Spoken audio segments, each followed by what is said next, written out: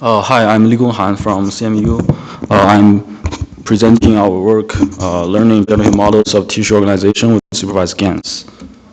In biological sciences, a key step in understanding spatial organization of cells and tissues is the ability to construct generative models that can accurately reflect that organization. So our goal is to build holistic generative models of cellular structures visible under electron microscopy images or EM images. Here, on the left side are EM image and its corresponding pixel-wise label annotation. On the right side is the image and label pairs generated by our model. So an intuitive way to generate high-quality images would be a two-stage process that factorizes the generative process into label generation and conditional image generation given labels. Given noise image Z sampled from a Gaussian, our label generator GY generates a label image, which is then translated into an EM image by GX. The whole process leverages structural labels as supervision and guidance. So how do we train this? An intuitive, so here is an illustration of different supervision strategies. Unsupervised GAN is just a classic GAN generating images. Joint GAN is a classic GAN generating label image pairs. Our supervised GAN has two variants. S-GAN is training a GAN on labels plus a conditional GAN on ground truth label and image pairs. By adding a reconstructor mapping from image to label, the training process becomes end-to-end, which we refer to as deeply supervised GAN or DS GAN, and we can obtain better results. We made two major architectural modifications upon DC GAN, fully convolutional generation and multi-scale discrimination.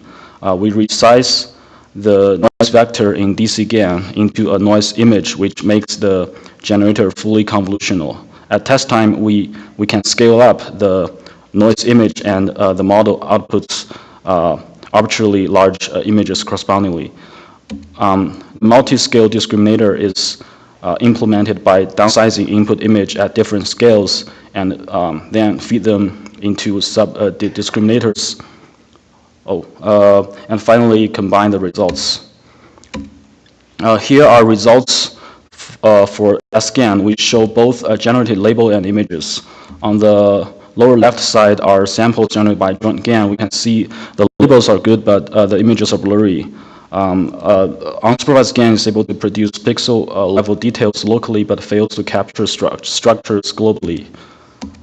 We can also take the image generator GX as a renderer, which takes a real label and outputs an image, and we can compare it against ground truth image X. Evaluation is a well-known difficulty of GANs. We introduce evaluating the realisticness based on shape features computed from single cell labels, and the samples are given in the slides.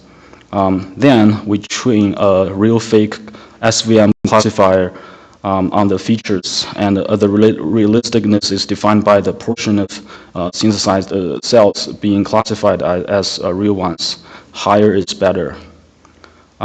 Here we show the results as well as the 2D T-Disney visualization of the features.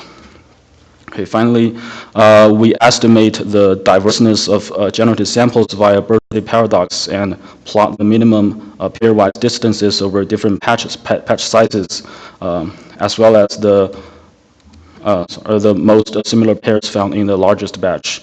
Overall, we demonstrate that our supervised GAN can generate more realistic results than unsupervised baselines, as well as prior parametric shape models from biology.